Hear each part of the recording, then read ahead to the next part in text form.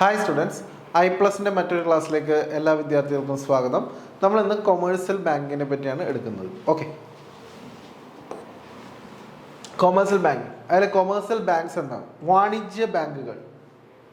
Commercial banks are those banks which accept deposit from the പബ്ലിക്കിൻ്റെ കയ്യിൽ നിന്നും ഡെപ്പോസിറ്റുകൾ സ്വീകരിക്കുകയും ആൻഡ് റീപേബിൾ ഓൺ ഡിമാൻഡ്, അവർക്ക് ആവശ്യമുള്ള സമയം അത് തിരികെ കൊടുക്കുകയും ആഫ്റ്റർ ഷോർട്ട് പീരീഡ്, ഒരു ഹ്രസ്വകാലത്തിന് ശേഷം ഈ പറയുന്ന ഡെപ്പോസിറ്റ് തിരികെ കൊടുക്കുകയും ചെയ്യുന്നു. ഇനി ആവശ്യക്കാർക്ക് ഈ ഡെപ്പോസിറ്റിൽ നിന്നും വായ്പ നൽകുകയും ചെയ്യുന്ന സ്ഥാപനങ്ങളെയാണ് നമ്മൾ കൊമേഴ്സ്യൽ ബാങ്ക്സ്, വാണിജ്യ ബാങ്കുകൾ എന്ന് പറയുന്നത്. These banks are mainly concerned with the supply of short-term credit. അപ്പോൾ ഹ്രസ്വകാലത്തേക്കുള്ള വായ്പാ സംവിധാനമാണ് ഈ പറയുന്ന വാണിജ്യ ബാങ്കുകൾ എന്ന് പറയുന്നത്. എന്തൊക്കെ ആവശ്യങ്ങൾക്കായിരിക്കും? ട്രേഡ്, വാണിജ്യ ആവശ്യങ്ങൾക്കും കച്ചവട ആവശ്യങ്ങൾക്കും ഈ പറയുന്ന പോലെ ചെറിയ ഹ്രസ്വകാലത്തേക്ക് വേണ്ടിയിട്ടുള്ള, ചെറിയ കാലഘട്ടത്തിലേക്ക് വേണ്ടിയിട്ടുള്ള വായ്പ കൊടുക്കുന്ന ബാങ്കുകളെയാണ് നമ്മൾ എന്ത് വിളിക്കുന്നത്? കൊമേഴ്സ്യൽ ബാങ്കുകൾ അഥവാ വാണിജ്യ ബാങ്കുകൾ എന്ന് പറയുന്നത്. ഇനി വാണിജ്യ ബാങ്കുകളുടെ പ്രവർത്തനങ്ങൾ നോക്കുകയാണെങ്കിൽ നമുക്ക് അതിനെ പ്രൈമറി ഫംഗ്ഷൻ എന്നും സെക്കൻഡറി ഫംഗ്ഷൻ എന്നും നമുക്ക് രണ്ടായിട്ട് തരംതിരിക്കാം. ഇപ്പോൾ വാണിജ്യ ബാങ്കുകളുടെ പ്രവർത്തനം, പ്രൈമറി ഫംഗ്ഷനിൽ ആദ്യം വരുന്നത് ആക്സെപ്റ്റിംഗ് ഡെപ്പോസിറ്റുകൾ സ്വീകരിക്കുക എന്നുള്ളതാണ് ആദ്യമായിട്ട് പ്രൈമറി ഫംഗ്ഷനിൽ വരുന്നത്. ഏതെല്ലാം തരം ഡെപ്പോസിറ്റുകളാണ് ഒരു കൊമേഴ്സ്യൽ ബാങ്ക് അല്ലെങ്കിൽ ഒരു വാണിജ്യ ബാങ്ക് സ്വീകരിക്കുന്നത് എന്ന് വെച്ചാൽ fixed deposit, current deposit, savings deposit, recurring deposit, flexi deposit, pygmy deposit. ഇങ്ങനെ ഈ പറയുന്ന ഡെപ്പോസിറ്റുകൾ പല ബാങ്കുകളിലും ഇത്തരത്തിലുള്ള ഡെപ്പോസിറ്റുകൾ ഉണ്ടാവും, വാണിജ്യ ബാങ്കുകളിൽ ഉണ്ടാവാം. യെസ്, അപ്പോൾ പ്രൈമറി ഫംഗ്ഷൻ എന്ന് പറയുന്നത് ആക്സെപ്റ്റിംഗ് ഡെപ്പോസിറ്റും ലെൻഡിങ് മണിയുമാണ്. അപ്പോൾ എന്താണ് ഒരു കൊമേഴ്സ്യൽ ബാങ്കിന്റെ പ്രൈമറി ഫംഗ്ഷൻ എന്ന് വെച്ചിട്ടുണ്ടെങ്കിൽ ആക്സെപ്റ്റിംഗ് ഡെപ്പോസിറ്റ് സ്വീകരിക്കുക, അതുപോലെ തന്നെ പണം വായ്പയായിട്ട് കൊടുക്കുക എന്നുള്ളതാണ്. അപ്പോൾ ഡെപ്പോസിറ്റ് സ്വീകരിക്കുന്ന രീതികളാണ് നമ്മൾ ഈ പറഞ്ഞത്. ഓക്കെ, നെക്സ്റ്റ് ലെൻഡിങ് മണി, വായ്പയായിട്ട് പണം കൊടുക്കുന്നത്. അത് ഓവർ ഡ്രാഫ്റ്റ് ആയിട്ട് കൊടുക്കാം, ക്യാഷ് ക്രെഡിറ്റ് ആയിട്ട് കൊടുക്കാം, discounting of bill of exchange ആയിട്ട് കൊടുക്കാം, money at call, short notice ആയിട്ട് നൽകാം, ടേം ലോൺസ് ആയിട്ട് നൽകാം, ബ്രിഡ്ജ് ലോണുകളായിട്ട് നൽകാം. അപ്പോൾ ഈ രീതിയിലാണ് ഒരു കൊമേഴ്സ്യൽ ബാങ്ക് ആ കിട്ടിയ ഡെപ്പോസിറ്റുകൾ വായ്പയായിട്ട് ജനങ്ങൾക്ക് നൽകുന്നത്. ഓക്കെ, ഇനി നമുക്കത് ഓരോന്നും ഡീറ്റെയിൽഡ് ആയിട്ട് നമുക്ക് നോക്കാം. ഡിഫറെൻറ്റ് ടൈപ്സ് ഓഫ് ഡെപ്പോസിറ്റ്സ്, ഏതെല്ലാം തരത്തിലുള്ള ഡെപ്പോസിറ്റുകളാണ് വാണിജ്യ ബാങ്കുകൾക്കുള്ളത് നോക്കാം. First fixed deposits are also called time deposit or term deposit. Fixed ഡെപ്പോസിറ്റിനെ തന്നെയാണ് നമ്മൾ ടൈം ഡെപ്പോസിറ്റ് എന്നും ടേം ഡെപ്പോസിറ്റ് എന്നും വിളിക്കുന്നത്. എന്തുകൊണ്ടാണ് ഫിക്സഡ് ഡെപ്പോസിറ്റിനെ നമ്മൾ ടൈം ഡെപ്പോസിറ്റ്, ടേം ഡെപ്പോസിറ്റ് എന്ന് വിളിക്കുന്നത് എന്ന് വെച്ചാൽ അത് ഒരു നിശ്ചിത കാല അളവിൽ വേണ്ടിയിട്ടായിരിക്കും. ഇപ്പോൾ എക്സാമ്പിൾ 120 മാസം, 10 വർഷം അല്ലെങ്കിൽ 60 മാസം, അങ്ങനെ ഒരു കാലയളവ് ഉണ്ടെന്നുണ്ടെങ്കിൽ 18 മാസം, 15 മാസം, 21 മാസം, അങ്ങനെ 3 മാസം കൂടുമ്പോൾ എന്ന് വെച്ചിട്ടുണ്ടെങ്കിൽ ഒരു കാലയളവ് അതിനകത്ത് പറഞ്ഞിട്ടുണ്ടെങ്കിൽ അങ്ങനെയുള്ള ഡെപ്പോസിറ്റിനെ പറയുന്ന പേരാണ് ഫിക്സഡ് ഡെപ്പോസിറ്റ്, FD അഥവാ ടൈം ഡെപ്പോസിറ്റ് അഥവാ term deposit. Fixed deposits are those deposits for a fixed period of time. ശ്രദ്ധിക്കണം, ഫിക്സഡ് ഡെപ്പോസിറ്റ് എന്ന് പറയുന്നത് ഒരു നിശ്ചിത കാലഘട്ടത്തേക്കാണ് നമ്മൾ എന്ത് ചെയ്യുന്നത്? ഡെപ്പോസിറ്റ് ചെയ്യുന്നത്. And can be withdrawn only after the expiry of period. ആ ഒരു പീരീഡ് കഴിഞ്ഞതിന് ശേഷം മാത്രമേ ഈ പറയുന്ന തുക നമുക്ക് എന്ത് ചെയ്യാൻ പറ്റുള്ളൂ? പിൻവലിക്കാനായിട്ട് സാധ്യമാവുള്ളൂ. Fixed deposit may be for 1 year, 1 വർഷത്തേക്കാവാം, 2 വർഷത്തേക്കാവാം, 3 വർഷത്തേക്കാവാം. എത്രയാണോ ഡെപ്പോസിറ്റർ അല്ലെങ്കിൽ കസ്റ്റമർ ആഗ്രഹിക്കുന്നത് അത്രയും കാലം എന്ത് ചെയ്യാം? ഡെപ്പോസിറ്റ് ചെയ്യാം. ഇനി ഫിക്സഡ് ഡെപ്പോസിറ്റ് നിക്ഷേപിക്കുന്ന സമയത്ത് കസ്റ്റമർ, ക്രെഡിറ്ററും ബാങ്കർ ഡെപ്റ്ററുമായി മാറും. അപ്പോൾ ഫിക്സഡ് ഡെപ്പോസിറ്റ് നിക്ഷേപിക്കുന്ന സമയത്ത് കസ്റ്റമർ എന്ന് പറയുന്നത് ക്രെഡിറ്ററും ബാങ്കർ ഡെപ്റ്ററുമായിരിക്കും. അതാണ് റിലേഷൻഷിപ്പ്. ആ റിലേഷൻഷിപ്പ് അങ്ങോട്ടും ഇങ്ങോട്ടും മാറ്റി വേണമെങ്കിൽ ചോദിക്കാം. The rate of interest is very high. Rate of interest എന്ന് പറയുന്നത് വളരെ കൂടുതലാണ്, വളരെ ഹൈ ആണ് compared to any other types of deposit. അപ്പോൾ മറ്റ് ഡെപ്പോസിറ്റുകളെ നോക്കുമ്പോൾ ഇവിടെ ഫിക്സഡ് ഡെപ്പോസിറ്റിന്റെ പലിശ നിരക്ക് എന്ന് പറയുന്നത് വളരെ ഉയർന്ന പലിശ നിരക്കാണ് വാണിജ്യ ബാങ്കുകൾ നൽകുന്നത്. At the time of making FDR, fixed deposit receipt. അപ്പോൾ ഫിക്സഡ് ഡെപ്പോസിറ്റ് ഇടുന്ന ഒരാൾക്ക് ബാങ്ക് അതിന് ഒരു ഡോക്യുമെന്റ് ആയിട്ട് നൽകുന്നതാണ് ഫിക്സഡ് ഡെപ്പോസിറ്റ് റെസിപ്റ്റ് അഥവാ FDR എന്ന് പറയുന്നത്. അപ്പോൾ സ്ഥിര നിക്ഷേപമുള്ള ഒരു കസ്റ്റമർക്ക് ബാങ്ക് നൽകുന്ന ഔദ്യോഗികപരമായിട്ടുള്ള ഡോക്യുമെന്റ് ആണ് ഫിക്സഡ് ഡെപ്പോസിറ്റ് റെസിപ്റ്റ് അഥവാ FDR എന്ന് പറയുന്നത്. The bank issue the receipt to the depositor known as fixed deposit receipt അഥവാ FDR. FDR contains the amount of the deposit.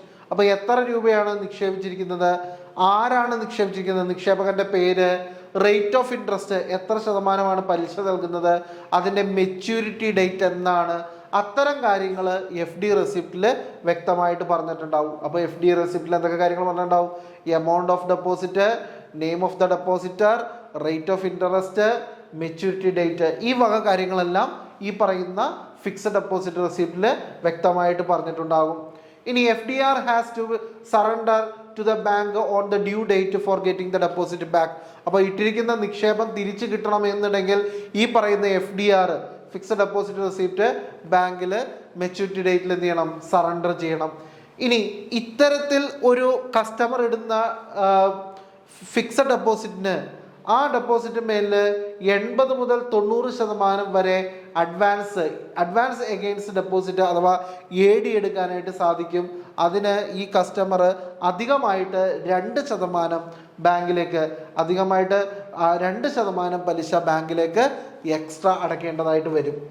ഇനി additional interest of 0.50%, additional interest 0.50% ഇത്തരം fixed ഡെപ്പോസിറ്റുകൾക്ക് ഈ പറയുന്ന senior സിറ്റിസൺസിന് 60 വയസ്സിന് മുകളിലുള്ള സീനിയർ സിറ്റിസണിന് 0.50% അധികമായിട്ട് നൽകുന്നുണ്ട് എന്നുള്ളത് മനസ്സിലാക്കുക. ഓക്കെ, അപ്പോൾ ഇനി ഇതിനകത്ത് ഫിക്സഡ് ഡെപ്പോസിറ്റ് റെസിപ്റ്റ് നമ്മൾ പറഞ്ഞു. അതേപോലെ തന്നെ SDR ഉണ്ട്, ഷോർട്ട് ഡെപ്പോസിറ്റ് റെസിപ്റ്റ്. 7 ദിവസം മുതൽ 179 ദിവസം വരെയാണ് നിക്ഷേപിക്കുന്നതെങ്കിൽ അതിന് നമ്മൾ ഷോർട്ട് ഡെപ്പോസിറ്റ്സ് ആയിട്ടാണ് പരിഗണിക്കുന്നത്. അപ്പോൾ 7 ദിവസം മുതൽ 179 ദിവസം വരെ ഡെപ്പോസിറ്റ് ചെയ്യുകയാണെങ്കിൽ അതിനെ നമ്മൾ ഷോർട്ട് ഡെപ്പോസിറ്റ് ആയിട്ടാണ് പരിഗണിക്കുന്നത്. Minimum amount can be deposited. ഈ സ്കീമിലെ മിനിമം എമൗണ്ട് എന്ന് പറയുന്നത് 5 ലക്ഷം രൂപയാണ്. മാത്രമല്ല 7 മുതൽ 14 ദിവസം വരെ മിനിമം ഡെപ്പോസിറ്റ് ചെയ്യണം എന്നുള്ളതാണ് അതിനകത്ത് പറയുന്നത്. ഓക്കെ, അപ്പോൾ നമുക്ക് ഒന്നുകൂടെ നോക്കാം. ഫിക്സഡ് ഡെപ്പോസിറ്റിനെ വിളിക്കുന്ന മറ്റൊരു പേരാണ് ടൈം ഡെപ്പോസിറ്റ് അഥവാ ടേം ഡെപ്പോസിറ്റ് എന്ന് പറയുന്നത്. ഫിക്സഡ് ഡെപ്പോസിറ്റ് ലോങ് ടേം പീരീഡിലേക്ക് വേണ്ടിയിട്ടാണ്, അല്ലെങ്കിൽ ഒരു ഫിക്സഡ് പീരീഡിലേക്ക് വേണ്ടിയിട്ടാണ്. 1 വർഷം, 2 വർഷം, 3 വർഷം അങ്ങനെ കാലാവധി ഉണ്ടാവും. ഇത്തരത്തിൽ നിക്ഷേപിക്കുന്ന ഫിക്സഡ് ഡെപ്പോസിറ്റുകളുടെ പലിശ നിരക്ക് എന്ന് പറയുന്നത് മറ്റ് ഡെപ്പോസിറ്റുകൾ കമ്പയർ ചെയ്യുമ്പോൾ വെരി ഹൈ ആണ്. ഫിക്സഡ് ഡെപ്പോസിറ്റ് ഇടുന്ന ഒരു കസ്റ്റമർക്ക് ഡോക്യുമെന്റ് ആയിട്ട് ബാങ്ക് ഇഷ്യൂ ചെയ്യുന്നതാണ് fixed deposit receipt. Fixed deposit റെസിപ്റ്റിനകത്ത് എത്രയാണ് എമൗണ്ട് ഡെപ്പോസിറ്റ് ചെയ്തതെന്നും ആരാണ് ഡെപ്പോസിറ്റർ എന്നും പലിശ നിരക്ക് എത്രയാണെന്നും മെച്യൂരിറ്റി ഡേറ്റ് എന്നാണെന്നും കാണിച്ചിരിക്കുന്നു. ഇനി ഫിക്സഡ് ഡെപ്പോസിറ്റ് തിരികെ കിട്ടാനായിട്ട് ഈ പറയുന്ന FDR പേപ്പർ ബാങ്കിലേക്ക് സറണ്ടർ ചെയ്യണം. ഫിക്സഡ് ഡെപ്പോസിറ്റ് ഇട്ടിരിക്കുന്നതിൽ നിന്നും ഡെപ്പോസിറ്റർക്ക് 80 മുതൽ 90% വരെ അഡ്വാൻസ് അഗെയിൻസ്റ്റ് ഡെപ്പോസിറ്റ് AD എടുക്കാവുന്നതാണ്. അതിന് 2% പലിശ അധികമായി ബാങ്കിലേക്ക് നൽകണം. അഡീഷണൽ ഇൻട്രസ്റ്റ് ഓഫ് 0.50% 60 വയസ്സിന് മുകളിലുള്ള സീനിയർ സിറ്റിസണ് ഈ പറയുന്ന ഡെപ്പോസിറ്റ് മേലെ ബാങ്ക് കൊടുക്കുന്നുണ്ട്. Next one, short deposit receipt കാര്യം പറഞ്ഞു. 7 ദിവസം മുതൽ 179 ദിവസം വരെ നിക്ഷേപിക്കുന്ന എമൗണ്ടിനെയാണ് നമ്മൾ ഷോർട്ട് ഡെപ്പോസിറ്റ് എന്ന് പറയുന്നത്. മിനിമം എമൗണ്ട് എന്ന് പറയുന്നത് 5 ലക്ഷം രൂപയാണ്. അത് 7 മുതൽ 14 ദിവസം വരെ ഷോർട്ട് ഡെപ്പോസിറ്റ് ആയിട്ട് നിക്ഷേപിക്കാം. സാധാരണഗതിയിൽ അതിൻ്റെ ദിവസം എന്ന് പറയുന്നത് 7 ദിവസം മുതൽ 179 ദിവസം വരെയാണ്. ക്ലിയർ ആണല്ലോ? നെക്സ്റ്റ്, അടുത്തത് current deposit. Current deposits are also called demand deposits. Current ഡെപ്പോസിറ്റിനെ വിളിക്കുന്ന മറ്റൊരു പേരാണ് demand deposits. Current deposits are those deposits which the money can be deposited at any number of times. നമ്മൾ കറണ്ട് ഡെപ്പോസിറ്റുള്ള എടുത്തിരിക്കുന്ന സാധാരണഗതിയിൽ traders, കച്ചവടക്കാരോ ബിസിനസ്സുകാരൊക്കെയാണ് current ഡെപ്പോസിറ്റുകൾ അല്ലെങ്കിൽ current അക്കൗണ്ടുകൾ എടുക്കുന്നത്. അവർക്ക് എത്ര തവണ വേണമെങ്കിലും ബാങ്കിലേക്ക് പണം നിക്ഷേപിക്കാം, അതേപോലെ തന്നെ എത്ര തവണ വേണമെങ്കിലും എന്ത് ചെയ്യാം, പിൻവലിക്കാം. കാരണം ഒരു ബിസിനസ്സുകാരനെ സംബന്ധിച്ച് എത്ര ട്രാൻസാക്ഷൻ വേണമെങ്കിലും ഒരു ദിവസം ഉണ്ടാവാം, അതേപോലെ തന്നെ നിക്ഷേപിക്കേണ്ടതായിട്ടും വരും. അപ്പോൾ അങ്ങനെയുള്ള ബിസിനസ്സുകാർക്ക് വേണ്ടിയിട്ട് ബാങ്ക് സൂക്ഷിക്കുന്ന അക്കൗണ്ടാണ് കറണ്ട് അക്കൗണ്ട് അഥവാ ഡിമാൻഡ് ഡെപ്പോസിറ്റ് എന്ന് പറയുന്നത്. അപ്പോൾ ഇത് മെയിൻലി ഇത്തരം ഡെപ്പോസിറ്റുകൾ അല്ലെങ്കിൽ ഇത്തരം അക്കൗണ്ടുകൾ എടുക്കുന്ന ആരാന്ന് വെച്ചിട്ടുണ്ടെങ്കിൽ അത് ട്രേഡേഴ്സോ ബിസിനസ്മെനോ ആണ് എന്നുള്ളത് ഓർത്തു വയ്ക്കാം. ഇനി The current deposits are generally maintained by traders or businessmen who have maintained the number of payment on a single day. ഒരു ദിവസം തന്നെ അനേകം പേയ്മെൻറ്റ് ചെയ്യേണ്ടതായിട്ട് വരും ഇത്തരത്തിലുള്ള ബിസിനസ്സുകാർക്ക്. The payment can be done an unlimited number of times. അപ്പോൾ പലതവണ പേയ്മെൻറ്റ് കൊടുക്കാനായിട്ട് സാധിക്കും. ബാങ്ക് ചാർജസ് കറണ്ട് അക്കൗണ്ടിന് ആപ്ലിക്കബിൾ ആണ്. കാരണം ഇത്തരം സേവനങ്ങൾ ലഭ്യമാക്കാനായിട്ട് ബാങ്ക് ചാർജസ് പിടിക്കുന്നതാണ്. Overdraft facility will be available. അപ്പോൾ ഈ പറയുന്ന കറണ്ട് ഡെപ്പോസിറ്റ്സിന് വേണ്ടിയുള്ള കറണ്ട് അക്കൗണ്ട് ഹോൾഡേഴ്സിന് ഓവർ ഡ്രാഫ്റ്റ് ഫെസിലിറ്റി ഉണ്ടാവും. എന്താണ് ഓവർ ഡ്രാഫ്റ്റ് എന്ന് വെച്ചിട്ടുണ്ടെങ്കിൽ ഒരു ടെമ്പററി അറേഞ്ച്മെൻ്റ് ആണ്. ഇത്ര രൂപയ്ക്ക് മുകളിൽ പിൻവലിക്കാൻ വന്നിട്ടുണ്ടെങ്കിൽ അല്ലെങ്കിൽ ചെക്ക് മുഖേന പിൻവലിക്കുകയാണെങ്കിൽ ആ ലിമിറ്റിന് മുകളിൽ അല്ലെങ്കിൽ ഈ പറയുന്ന കറണ്ട് അക്കൗണ്ട് ഹോൾഡറുടെ അക്കൗണ്ടിലുള്ള പണത്തേക്കാൾ കൂടുതലായിട്ട് ബാങ്ക് പിൻവലിക്കാനായിട്ട് കൊടുക്കുന്ന അവസരത്തെ ആ എമൗണ്ടിനെ വിളിക്കുന്ന പേരാണ് overdraft. Internet banking facilities available. ഈ പറയുന്ന കറണ്ട് ഡെപ്പോസിറ്റുകൾക്ക് ഇൻ്റർനെറ്റ് ബാങ്കിങ് ഫെസിലിറ്റി അവൈലബിൾ ആണ്. ഇനി കാസ ഡെപ്പോസിറ്റ്. എന്താണ് കാസ ഡെപ്പോസിറ്റ് നോക്കാം. കാസ ഡെപ്പോസിറ്റ്സ് അതിനകത്ത് CA എന്ന് പറയുന്നത് കറണ്ട് അക്കൗണ്ടിനെ സൂചിപ്പിക്കുന്നു. SA എന്ന് പറയുന്നത് സേവിങ്സ് അക്കൗണ്ടിനെ സൂചിപ്പിക്കുന്നു. CASA is the form of demand deposit. CASA എന്ന് പറയുന്നത് ഡിമാൻഡ് ഡെപ്പോസിറ്റിൻ്റെ ഒരു രൂപമാണ്. മാത്രമല്ല ഇത് ലോ കോസ്റ്റ് ഡെപ്പോസിറ്റ് ആണ്. അപ്പോൾ കാസ എന്ന് പറയുന്നത് ലോ കോസ്റ്റ് ഡെപ്പോസിറ്റ് ആണ് എന്നുള്ളത് മനസ്സിലാക്കുക. അപ്പോൾ കറണ്ട് ഡെപ്പോസിറ്റ് എന്ന് പറയുന്നത് current deposit is also called demand deposit. ഒരു ട്രേഡർ അഥവാ ബിസിനസ്മെൻ ആയിരിക്കും ഇത്തരം ഡെപ്പോസിറ്റുകൾ ചെയ്യുന്നത്. അവർക്ക് എത്ര തവണ വേണമെങ്കിലും പണം പിൻവലിക്കുകയും എത്ര തവണ വേണമെങ്കിലും ഒരു ദിവസം പണം നിക്ഷേപിക്കുകയും ചെയ്യാം. ഇത്തരം അക്കൗണ്ടുകൾക്ക് ബാങ്ക് ചാർജുകൾ ബാധകമാണ്. ഓവർ ഡ്രാഫ്റ്റ് ഫെസിലിറ്റി ഇത്തരം അക്കൗണ്ടുകൾക്ക് ഉണ്ടാകും. ഇൻ്റർനെറ്റ് ഫെസിലിറ്റി അവൈലബിൾ ആയിരിക്കും. കാസ ഡെപ്പോസിറ്റ് എന്ന് പറയുന്നത് കറണ്ട് അക്കൗണ്ടിൻ്റെയും സേവിങ്സ് അക്കൗണ്ടിൻ്റെയും മിശ്രിതമാണ്. അത് ഒരു ഡിമാൻഡ് ഡെപ്പോസിറ്റാണ്, ലോ കോസ്റ്റ് ഡെപ്പോസിറ്റാണ് എന്നുള്ളത് മനസ്സിലാക്കുക. Next one, savings deposit. A savings deposit is a basic bank account. സാധാരണ ഒരു ബേസിക് ബാങ്ക് അക്കൗണ്ട് എന്ന് പറയുന്നത് എന്താണ്? സേവിങ്സ് ഡെപ്പോസിറ്റ് ആയിരിക്കും. This account is account where the customer can deposit money and earn interest on the deposits. അപ്പോൾ ഇവിടെ കസ്റ്റമർക്ക് അദ്ദേഹത്തിൻ്റെ നിക്ഷേപത്തിന്മേൽ എന്ത് ചെയ്യാം? പലിശ സമ്പാദിക്കാനായിട്ട് സാധിക്കുന്നു. SB account always have maintained minimum balance as specified by the bank. അപ്പോൾ ബാങ്ക് സ്പെസിഫൈ ചെയ്യുന്ന രീതിയിൽ ഒരു മിനിമം ബാലൻസ് SB അക്കൗണ്ടിൽ മെയിൻറ്റെയിൻ ചെയ്യേണ്ടതായിട്ട് വരും. The minimum balance requirement can be range from 500 to 10,000. അപ്പം മിനിമം എമൗണ്ട് എന്ന് പറയുന്നത് പല ബാങ്കിലും പല എമൗണ്ട് ആണ്. അതേപോലെ തന്നെ ഗ്രാമപ്രദേശത്തും നഗരപ്രദേശത്തും മുനിസിപ്പൽ പ്രദേശത്തും കോർപ്പറേഷൻ പ്രദേശത്തും അതേപോലെ തന്നെ ബിഗ് സിറ്റീസിലൊക്കെ ഈ പറയുന്ന സേവിങ്സ് ബാങ്കിൻ്റെ മിനിമം എന്ന് പറയുന്നത് ഡിഫർ ചെയ്യും. അത് ഓരോ ബാങ്കിലും ഡിഫർ ചെയ്യും, ഓരോ പ്രദേശത്തും ഡിഫർ ചെയ്യും. അത് മിനിമം എന്ന് പറയുന്നത് 500ഉം മാക്സിമം എന്ന് പറയുന്നത് 10,000 depending on the bank and the account type. അത് ബാങ്ക് ഏത് ടൈപ്പാണ്, അക്കൗണ്ട് ഏത് ടൈപ്പാണ് എന്നുള്ള രീതിയിൽ ഡിഫർ ചെയ്യും. SB account holder deposit and withdraw fund through ATM and CDM. SB account ഹോൾഡർക്ക് പണം പിൻവലിക്കാനായിട്ട് ATMകൾ ഉപയോഗിക്കാം. അതുപോലെ തന്നെ പണം നിക്ഷേപിക്കാനായിട്ട് CDM മെഷീനുകൾ ഉപയോഗിക്കാം. There are usually some transaction limit on the SB account regarding the both in bank and ATM transaction.